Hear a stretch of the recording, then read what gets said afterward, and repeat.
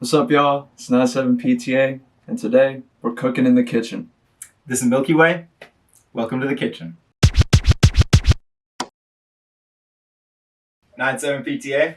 Welcome to the kitchen. What's going on, man? How are you? Good. How about you? I'm doing good. Thank You gave me the what's your body count, Mike? Absolutely. Yeah, we're doing Yo, a what's street your body interview count? today. Yeah. So thanks for coming all the way out from New York today. Yeah, man.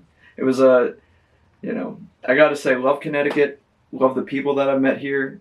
You guys got to do something about the people who drive out here. Yeah, the driving. Every time I drive in Connecticut, I feel like I'm in like the movie Gladiator or something. They got like the scythes and sickles like at my throat trying to get me off the track, man. It's real bad out here. Introduce yourself a little bit and tell us about your music.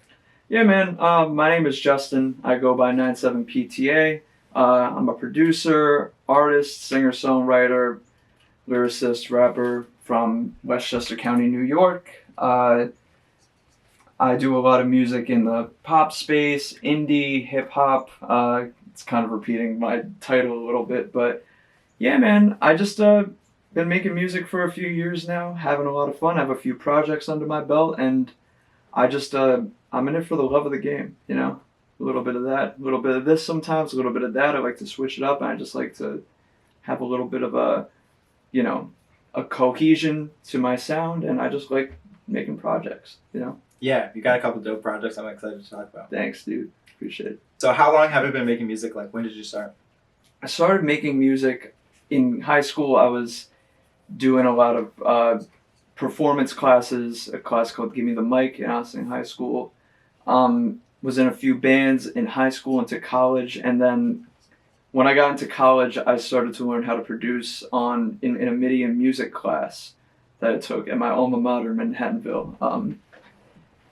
And basically learned how to use softwares like Propellerheads, Reason, and Logic, and would just make beats during like off periods, and sometimes like skip class to make beats, and that's kind of how I made my first project, Death of Cinema, entirely produced on Reason, pretty much entirely produced by myself. Few production credits from Balape Beats on Touch. And yeah, man, I've been at it since like 2018, late 2018, about, what is that, almost 8 years in the game? Damn, yeah. Jesus. Yeah, that's right around the time I started too, like a little bit before the pandemic. I started in like 2019. Hell And then I yeah. really got serious about it during the pandemic. Yeah, man. Yeah, that was the time everybody, like, just, you had nothing else to do. Yeah, you know? in your room like most of the time, so what else is there to do, yeah. So in your early life, like what were some of your earliest influences, both in terms of like music and the genres and people that you listen to, and in terms of like the people in your life? Word. I would say when I first started making music under 9/7, it was sort of a culmination of the stuff that I grew up listening to that I didn't know how it was made because I never got into like digital music softwares until later in life. Mm-hmm. So I would listen to artists like, you know, Frank Ocean, Tyler the Creator, Rocky, Gambino, and like a lot of these people I grew up on like in early high school. And then when I started doing 9/7 stuff, it was kind of melding that with like the bedroom pop, bedroom indie sphere. Like there are artists like Zach Follier and like Still Woozy who are making these songs like in their room, and I was like, well, if they can do that, I kind of want to do that too. So I was pulling from that, and groups like, you know, pop groups like Squeeze and Built to Spill, one of my favorite bands, and just sort of choosing melodies that I think would work mixed in with that stuff I kind of grew up on. So I was making some weird fusion that like kind of worked early on, but I feel like kind of found its footing later in when I was doing it. Where did your name come from? 97 Pta. 9/7 Pta is a bit of an homage to a movie called Boogie Nights by Paul Thomas Anderson, which is a movie that came out in 1997. His alias, he just won the Oscar and he goes by like PTA. Okay. That was a movie that when I saw it my senior year of high school, I was in a very indecisive period of my life, and I couldn't think about like what I wanted to do with my life in general. But the way that movie blended film and music, like there were some needle drops that like were pretty much the entirety of the scene. They made the scene. And a lot of my early videos and sort of the thesis for 9/7 entirely is just like blending, like building a world through music and also through like filmmaking and cinema. Like I try to make videos that are, if not like cohesive in terms of plot, like at least visually appealing, and that sort of is a more well-rounded experience than just releasing an album and it's just sound. Like I like to put visuals to things. Yeah, I feel like that's really important. Like these days, especially like most people are discovering music through like Instagram or through social media or even like through ads. So it's not so much on the radio anymore. So you gotta have good visuals. You gotta get on the reel format, man. You know, Yeah, reels are the means of the future, apparently. Do you play any instruments? Yeah, I play. I first started playing bass guitar in high school because I watched a lot of skate videos and I heard this song "Headache" by Frank Black, and I was like, I wish I could play an instrument. And then I watched the guy play bass. I'm like, it's really easy. It's like it's just notes. Yeah. And then from there, I sort of like I watched because it was just root notes, and I was like, I don't know how to play a chord on a guitar. I'm never gonna learn how to play a chord. Yeah. And then I watched a guy from this band, the Front Bottoms, Brian Sella. The way he plays guitar is like he would just bar. It wasn't even like a full bar. He would take like the root note and then just like 2 frets up and would just like play two strings, and he would like write music with that. And I was like, okay, well it's just bass and then taking your pinky and your ring finger and just putting it up 2 frets. So that's kind of how I learned how to play guitar. Then I would watch like Kurt Cobain just straight up like bar the whole thing, and I'm like, oh, you put your finger on the whole thing. Yeah. And then I got into Bob Dylan and would watch him play the open chords. I'm like, oh, well, I love Bob Dylan. I really want to learn how to play, like I want to play like a Rolling Stone. So I learned, that was one of the first songs I learned how to like play with open chords. And then from there it was just like open chords, C major, scales, all that. And then I got more into like I'd been into King Cruel and like Cosmo Pike, and they were doing all these weird jazz chords. I'm like, I want to learn how to do that. So I started getting into the major sevenths, the minor sevenths, and then just started fucking with some music theory, man, you know. And do you use their instruments in your music? Yeah, I do. When I first started, I was pretty much exclusively in the DAW. Like I was just doing a lot of MIDI, and then I was experimenting with just plugging like a mic towards the amp, like not even a DI thing, like literally putting like in live music like the mic in front of the amp, and then just playing like I was recording out of the Scarlett interface. Mm-hmm. And then I started getting into like DIs and just plugging directly in. So a lot of my recent songs have been playing guitar into the program itself instead of getting like the fucking static from the amp into the mix, and it just sounds a lot cleaner now. So yeah, I do a lot of, play some bass for songs, but I don't even have a bass, so I just play the fucking first four strings on the guitar and then just take all the high end out and say that's the bass line now. Damn. Getting the like secret production techniques here from 97 Pta. You guys write this down. All right, so tell me a little bit about the last 2 albums that you dropped, 27 Club and 7. Yeah, so last year was like, I guess, sort of a transformative.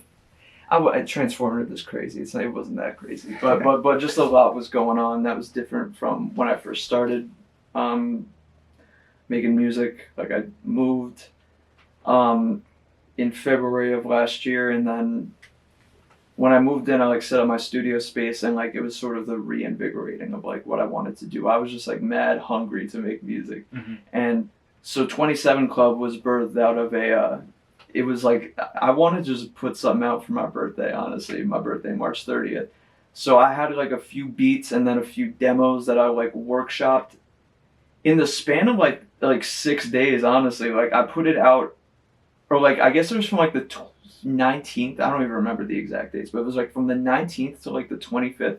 I just sat with these demos, and if I didn't have anything recorded, I would just like record over songs. And then I was like, well, these are like 10 complete songs, so I'm just gonna put this out on my birthday, because it's like, why not have like, why not celebrate different than what I usually do. And then it turned out to be just like it. Like I always like making music that's like feels indicative of a period of my life. So I dropped 27 Club, and then the more I listen to it, I'm like, yo, like this is like exactly where I am in my life right now. You know what I mean? And there's like hints of funk, there's like soul songs on there, soul sample beats, all of that good stuff. A little bit of like, there's like a rage-ish song, Undeserved, on there. And I'm just like, yeah, like this is exactly what I was digging, like back in that time, which was the last year. It's not that long ago. Mm-hmm. But then 27 Club came out March, and then I just kind of kept making music. And I've been working on a project since maybe June or July of last year that has a more distinct focus. But I was recording these songs, and I was like, these don't really fit on what I'm trying to do for this upcoming project. So I put out an EP 7, which, I mean, 7 songs is an album now, so it's kind of an album. Mm-hmm. Which was honestly just like some like throwaway shit. And I don't really want, like, I don't like music rotting on the drive, because even though I don't like it as much as like a cohesive project, like somebody's gonna like it somewhere. And then when I put it out, I was like, damn, these songs are actually like mad good. Like a lot of them I enjoy quite a bit, actually. Okay, and you dropped that one in the fall time? Yeah, it was like September. It was called 7, but I really wish I called it 7 songs for the fall. Like, and then I was like, I'm not gonna go on DistroKid and change it. I'm just like, I'm too lazy. It's out. I already promoted it as 7. That's it. It's one word, all caps, never fails. You know. Tell me a little bit more about this album that you're working on now. Like the next thing you're working on. I've been thinking about it a lot. Like, even like on the car ride here, it keeps changing. Like, I'm like, at first I thought it was going to be 2 separate projects. One that's like, because it's an incomplete thought, but basically what I got going on is like, in this point of my life, there's 2 things that's going on. There's one part of me that like wants to like just dance and have fun, and then there's the other side that wants to just like get busy. Like, I just want to hear a beat and then just get extremely busy and just talk about whatever's going on in my life. Like, I came through with some sort of like, I make these songs sometimes and there's just like a venom in me that I'm like, oh yeah, this is like the shit that I've been like wanting to make since I started like making music in 2018. Mm-hmm. And then there's some days where I'm like, oh, I don't really give a shit. I'm about to just dance and have fun with it. So like some of these songs I'm writing were meant for like a dance album, and then the next batch of songs I've been making recently is sort of more in the vein of what 27 Club was, where I was just getting busy on just like not really caring and having a lot more fun with it, and mm-hmm. like not being so focused on it being, oh yeah, this has to be a project. This song's gonna be track 1, this song's gonna be track 8, you know? Like, yeah. It's more of like when I make it, it sort of comes alive. And then so I was listening to some of the demos in the car, like on the way here, and I was like, yo, I could honestly make this one project. Like, it would just be more like I put out an album, How Does It Feel to Be Lost, which wasn't even supposed to be an album. I literally was just making music and then said, this is enough. These are enough songs. I could just put this out. And then that was like my favorite thing I put out for like a very long time. So I'm trying to figure out what I'm going to do with it. I mean, there's a bit of it that's complete and there's a bit of it that's not, and I'm wondering if I like do 2 projects or I combine the 2 and make one big project, and that'll be either poorly aged or will age magnificently depending on what I decide to do. All right, so is this album or this project going to be the next thing your fans can expect from you, or is there going to be a single in between or something else? I'll probably do a few singles beforehand. Like, I'm probably gonna do a little less of the just dropping it whenever sort of thing, like I do with 27 Club and 7, and I'll probably go back to doing the big rollout for nobody but me. Like, most of the time, like, I'm just like, I think it should be this. I'm so bad with rollouts, and the last like focus rollout I did was like in 2024, and people really like that. And then 2025, I was like, who gives a shit? I'm about to just drop whatever. And maybe I'll go back on that. Maybe I'll just drop a whole project out of nowhere again. I don't know. It kind of fluctuates, man. You know, there's some days where I really love making music, and there's some days where I'm just like, whatever, just fucking, who cares? You know what I mean? I mean, sometimes that works. Sometimes just dropping it works. So it's not the same kind of music industry it was 10 years ago. That's a hard thing to keep up with. And yeah. I want to rebel against it so bad. Like, I don't want to be standing in front of a damn TikTok camera being like, song of the summer right here. And it's like, who want this? All of that. Like, should I drop this, blah, blah, blah, like, and that's fine. Did we just write the song of the summer, you guys? Did we just fucking write the song of the summer? Like, dude, I wrote this song because my girlfriend was cheating on me with the cashier at the Stop and Shop, and now every time I go into the Stop and Shop, I feel seething resentment in the frozen food aisle. So I wrote the song in the frozen food aisle, and I'm like, there see so many like hyper specific fucking TikToks like that, and I'm like, that's what gains traction though. So I can't really hate it. Like I think it works for them. If it works for them, I fucking love it. But Yeah, but there's a ton of other people that doesn't work for. That's just like, for every one artist that's like going viral off of that stuff, there's like 20 others who are just kind of like putting up a bunch of videos that nobody really cares about. Yeah. it's a goddamn shame because some of those people are extremely talented, but you have to appease the algorithm. Like God knows I've tried to do like the short form content, like put the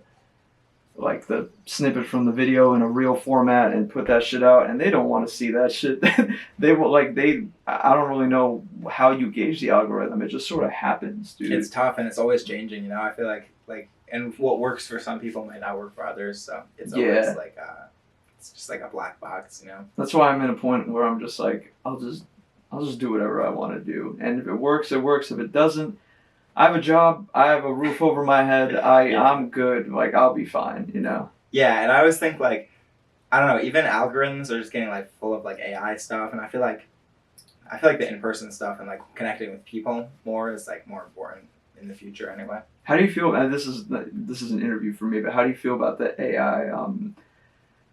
How do you feel about AI and like what it's turned into versus like what it was initially supposed to be? Because initially, like AI was just supposed to like help with bullshit like coding. Yeah. And like even like this Ozone 9, it is Ozone, right? That's the company? Ozone, yeah. Yeah, Ozone 9, the mastering software I have like has a built-in yeah, I use Ozone. Assistant. Yeah, about a ton of people use Ozone. And so I was like, that shit was really helpful. I'm going to assume it's some form of AI doing it. Yeah. And so I was doing that, and I was like, yeah, this is like fine. It's really helpful. You know, it gets some of the shit that you don't want to do done.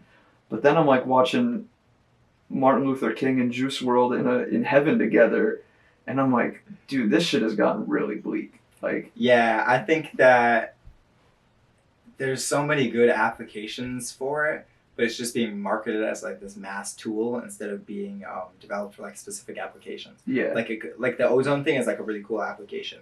Or they had this like AI application where they were using it to detect like breast cancer early. Yeah. And that was like really effective, which is really cool. Or the other thing that I think it's like really useful for is interfacing with computers, so like coding. Yeah. Like anybody can code now, which is like really cool. Like you can code in English or like in whatever language you speak.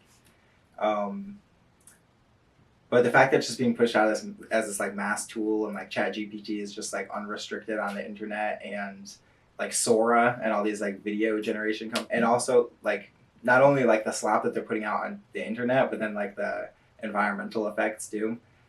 Yeah. It's just crazy how it's unregulated. Like, I feel like I'm not anti-AI, but it's got to be regulated. It's interesting, like, you could kind of like track when AI started and like when it started getting concerning. Mm-hmm. And now it's like, oh yeah, this is like really concerning because like people in schools, like high schoolers, are just stupid now. Like, and I know every older generation says that, but like, it's like, yeah, like when you get older, you're gonna laugh at every younger generation for being stupid. I actually don't think anybody in the younger generation is stupid because like, I read a lot, like I be on like the internet and like these young kids like post like, you know, they're watching, like there's that whole thing on TikTok where like, it's mad funny, but they were putting Sidney Lumet's like 12 Angry Men. I think that's what it's called, right? 12 Angry Men, just like in 13-part increments on TikTok, and everybody got like super invested. They were like, yo, I don't know what this movie is, 12 Angry Men, but I'm watching it in 13 parts on my smartphone on TikTok, and I love it. And I'm like, well, that's like a way to get exposed to good stuff. And like, there's all these accounts that are like, oh, like, this is a historian account, or like, you know, there's this guy from Peekskill that I follow, where I'm around. This guy, John Scott Bennett, he like does short form content about like history in general, like Paul Robeson and Peekskill, and then just Old Albany Post Road, the history of that. And I watched that shit. I'm like, this is sick. So if this reaches like the TikTok pilled younger kids, that like, you know, you can use it as an informational tool. Like my algorithm sometimes is mixing advice, or, you know, live event technology. And then other days it's like a cat eating lasagna, like Garfield, but it's like AI Garfield, and I'm like, this is fucking bullshit. So it's really give or take with how you can use the algorithm. All the AI slop that hits my shit is really depressing. Yeah, and the thing about the algorithm is like people, as much as people say like there's this like idea like you build your algorithm brick by brick, but you are not really in control of your algorithm at all. Not at all. And like little kids, like kids who are on social media, like I don't think kids should be on social media before they're like 16 at least. Oh, you think? Yeah, like I was lucky to not even have a Facebook until I was like 13. So, but sometimes some of these kids are like on TikTok scrolling on reels and stuff from like age like 8 and 9. So, I mean, I don't think like social media necessarily is bad. It's like the reels and like the addictive algorithms and stuff. Like if Facebook existed in the form that it did in like 2013, it wouldn't be that bad. I was on Facebook in like 2010. Like I was probably I was like 11 or 12 when I got Facebook, and I used to put some gold on my statuses, and like I would, this is the whole thing about social media in general, because like I can't even lie, like on some like deeply humane shit, like sometimes like it feels like, and this is kind of a common thing, but like I feel like if you're not posting about the thing in your life that's happening, like it doesn't even exist. Like I can't even lie, like I've been a victim of that so many times, and I'll make like a beat and I'll put it on my story, and subconsciously I'm like, I really, really hope people like this, because it'll validate my thing. Like it'll validate, oh yeah, people like this, which means it's good. Sometimes it's hard to separate like how you come off versus how you really are, which is something that I'm like sort of trying to meet the middle ground of. Like I want to be upstanding in real life, which I feel like I am to an extent, but also like fuck, I don't even know how to word this. Be upstanding in real life and also just be true to myself in a way that I don't feel like I need to feel validated by outside factors, and just be content with what I do, because I know I come off like I do things for myself, but it's not like always true. Like I can't sit here and be like, when I make music, I'm not like sort of subconsciously being like, man, I really fucking hope people like this shit. You know what I mean? Yeah. No, I feel you. Like sometimes it's good to like make music for yourself, but it's also like in the back of your mind, you're always like, oh, it's gotta slap. It's gotta slap. Exactly. So people like it. Yeah. I only really feel like the best about I sort of got like, I feel the best about making music when I'm just making like beats, and then I just put them in my hard drive and never let them see the light of day. Because it's like, I just made that for me. I know for a fact that's not going anywhere. And then I listen to it enough that I then start to write the song and then put the song out. And it's like, damn, this like pure idea has turned into like a thing that is now digestible to the audience. In our world, AI isn't necessarily like dangerous, or it's not necessarily like evil, but I think like the people who are in control of it are definitely like not the coolest people. Like we definitely have some like evil people in control of the technology. A lot of evil people, man. And some of the most well-known like tech CEOs are like not the most evil. Like it's the people who are staying out of the public light that are like doing some, like all the people who are doing like the war profiteering from AI are mostly like not as famous as like the Sam Altmans. They're like scapegoats. Yeah. And that's like a big thing in the Dune universe. I'm just going to tie it back to Dune. Everybody's talking about Dune these days. So they talk about this in the movie, but they talk about it a lot in the books, where AI is like banned in the Dune universe. Like everybody has rebelled against like AIs, and even like computers. There's no machines that can like think like humans. And the idea is that like the technology itself wasn't evil, but the people in control of it were evil. So they like banded together and cast it out. And I'm hoping that like, I don't think we need to go that far and say like we can't use it at all, because like I said, like it's increasing our chances of like detecting breast cancer early. So, but I do think we need like heavy regulation on it, and we need to make sure that it's not like destroying the planet. When I was thinking of like, if it was inherently bad, like it was super helpful initially, but I think I'm starting to think that the hands that they put the very helpful tool to is starting to get weird and scary. And like now you can't trust a picture you see online, and people are falling for the stupidest pictures and falling for the stupidest AI videos, and I've fallen for it. I follow accounts that like say this is how you detect an AI video. So like now I'm like have trained myself enough to be able to tell, yeah, this shit's it's definitely AI. It's a security. But it's getting camera. harder and harder to tell, you know?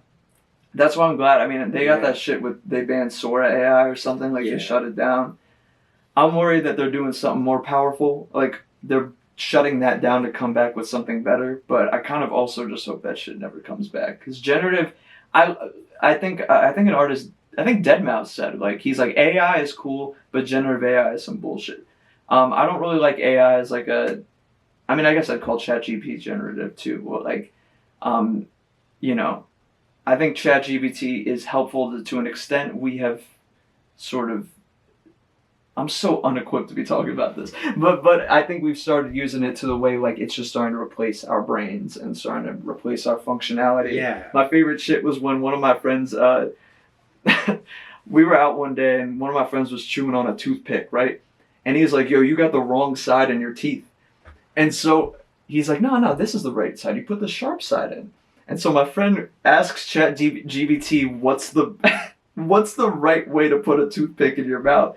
I'm like, you could have just Googled it, man. You know what I mean? Yeah. It was just mad funny. Asked ChatGPT about the right side of the fucking toothpick. That's something you should be able to figure out, I feel like. I think the answer surprised us all. I forget what it was. I think he said the sharp part is supposed to go out. But you guys let us know in the comments, because I don't remember. It seems like it's like a dental picks. Like, it seems like you're supposed to put the sharp side in. I think I might have to look this up later. I think what it is you put the Don't quote me. You put the sharp side out, if I remember correctly, and then you take it out and then flip it to use it as the dental. Okay. I don't remember. If you're just like chewing on it, you keep the flat side or the other side in. I gotta ask ChatGPT, I think. You're right. We gotta consult. Thank you for having me here. I'm excited to make music. It's a great thing to do, and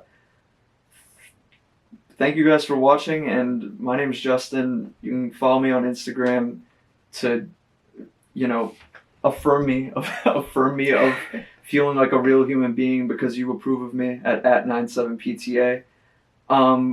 Music on streaming, 9 the word, 7 the word, PTA. And that's where you could find many a songs and many an album by me. And shout out to MilkyWaay for having me here. And my pleasure. Let's party, man. Let's have a good time. All right, you ready to cook? Let's do it, dude. Let's do it. All right, so 97Pta, you ready to get cooking? Let's do it, man. Let's party. What kind of beat are we making today? We're making, so behind the scenes, this is good stuff for anybody watching. I sent a few sample chops and some the original songs themselves off the chops, and I think we get busy, man. Let's just listen and make something. I want to see what you do with them. All right, let's hear them.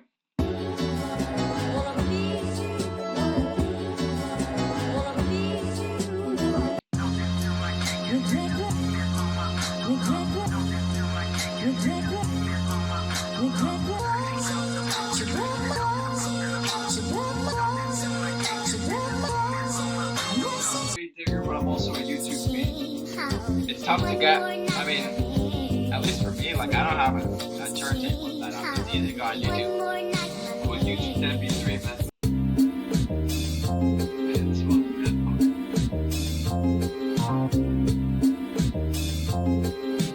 This could be like a crazy 50-cent song, I feel like. Yeah. Well set up.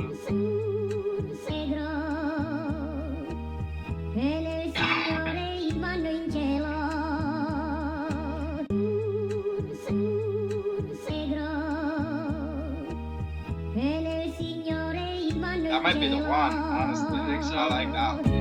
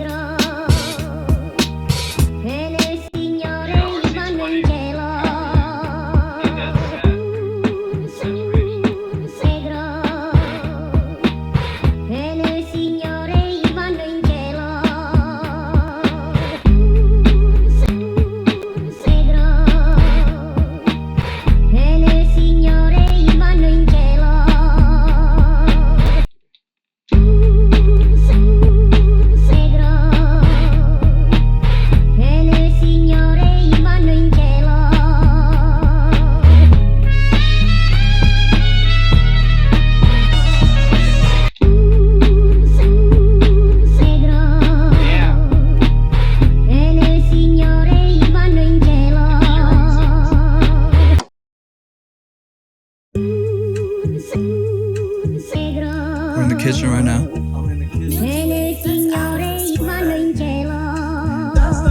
Hey, soaring in the sky, feel like Neverland. Pretty good with where I'm at, 7 out of 10. I'm a busy man chillin', I go in the pen.